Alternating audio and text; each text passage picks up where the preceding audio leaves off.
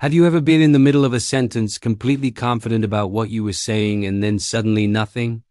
The words just vanish. Your brain goes blank. You're standing there, mouth half open, searching desperately for what you were about to say, but it's gone. And the worst part? Everyone's staring at you, waiting. So what just happened? Why do some people lose their train of thought constantly while others can talk for hours without forgetting a single point? Is it stress, lack of focus, or something deeper happening in your brain? Stick with me because what you're about to learn might finally explain why your thoughts disappear right when you need them most. For some people, this happens because of something psychologists call cognitive overload. Your brain is like a computer with too many tabs open. You're thinking about what you're saying, how you're saying it, how the other person is reacting, what you need to do later, that text you forgot to send, and suddenly your working memory crashes. Working memory is the part of your brain that holds information temporarily while you're using it, and it has limits. Studies show that when you're juggling too many thoughts at once, your brain prioritizes what feels most urgent, and sometimes that's not the sentence you were in the middle of. It's the anxiety about forgetting, the embarrassment of the pause, the pressure to recover quickly. So the original thought gets pushed out. For this group, forgetting mid-sentence isn't a memory problem. It's a bandwidth problem. Their brain is simply trying to process too much at once. Then there's a second type, the overthinkers. These are people who lose their train of thought because they're monitoring themselves too closely. Psychologists call this metacognition, thinking about your thinking. They're not just speaking. They're analyzing how they sound, whether they're making sense, if the other person is interested, if they're talking too much or not enough.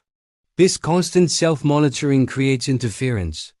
Imagine trying to walk while simultaneously analyzing every single step. You'd probably trip. That's what happens in their brain. The act of observing their own speech disrupts the flow of speech itself.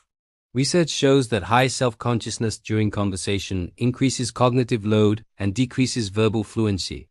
For them, forgetting what they were saying isn't randomness. It's the cost of being hyper-aware of their own performance.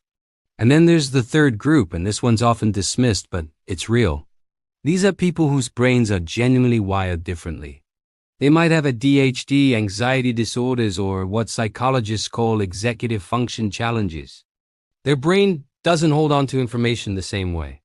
It's not about intelligence. It's about how their working memory and attention systems function. For someone with ADHD, distractions aren't just external, they're internal. A thought pops up, pulls focus for a split second, and when they return to the conversation, the thread is gone. For someone with anxiety, the fear of forgetting actually causes forgetting because anxiety floods the brain with stress hormones that interfere with memory retrieval. Neuroscience backs this up. Cortisol, the stress hormone, temporarily impairs the hippocampus, the brain region responsible for forming and retrieving memories. For this group, forgetting mid-sentence isn't a choice or a habit. It's a neurological reality they're constantly navigating, but here's what connects all three. They're all experiencing a moment where their brain's resources are stretched too thin. Whether it's overload, self-monitoring, or neurological differences, the result is the same. The thought that was right there suddenly isn't, and the panic that follows, that makes it even harder to remember. Here's the part most people don't realize. Forgetting mid-sentence doesn't mean you're losing your mind. It means you're human. Even the sharpest minds experience this.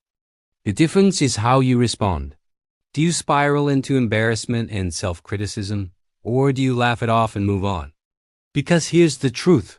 Most people don't care as much as you think they do. They've forgotten mid-sentence too.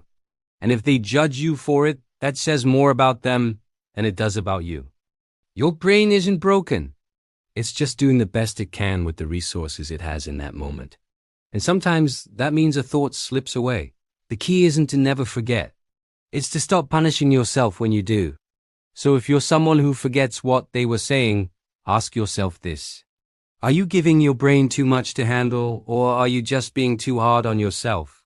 Because either way, you deserve more compassion than criticism. So here's the real question. Are you forgetting? Or are you just overwhelmed? If this made something click, hit subscribe. We explore the psychology that explains why your brain does what it does. And if you connected with this, you need to watch our previous video on the psychology of needing to know how stories end even if you hate them. It dives into how your brain handles unfinished loops and closure. Link is on the screen now. Let's normalize the messy human brain together.